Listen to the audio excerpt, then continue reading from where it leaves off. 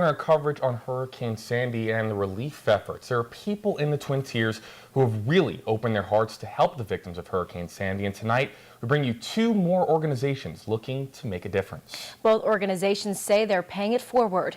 WENY TV's Joe Melillo saw exactly what both organizations are doing firsthand. He joins us live in the studio. Joe? Well, Laura, I was at the Watkins Glen Police Department to start for less than a half an hour, and I saw at least 6 cars pull up and donate clothes and food. Now, the outpouring of support from the community is amazing after going through the same thing a little more than a year ago. And while we are still in recovery phase, because it's a marathon, not a sprint, we have had the idea to pay it forward. In Sayre, it's been almost 14 months since floodwaters ripped through. Now the East Coast is calling for help, and Northern Tier community members are doing their part.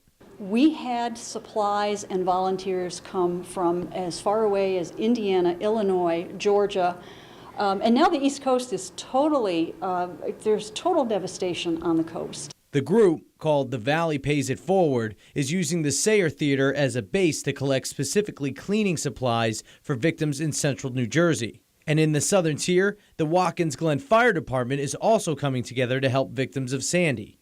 Have stuff. We were basically untouched by the hurricane, and I felt we needed to do more to take care of the people. These guys are just on top of everything, and you know, anytime anytime a need, these guys they hop to.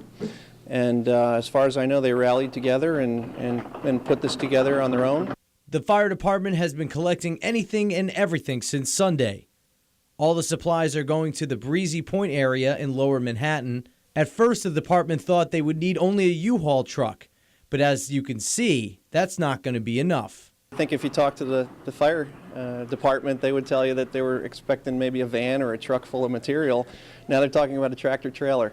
Logistically, the hard part now is getting the funding for all the trucks and to get the stuff down to the city. Now, the Watkins Glen Fire Department is asking for money so they can purchase a truck needed to get down to the city. That's not saying that they won't take any more of the supplies if you come to bring it. They're leaving on Thursday, and I have all the links and information on where you can help both these groups. Just go to WENY.com and click on My Story. Live in the studio, Joe Melillo, WENY TV News. JB.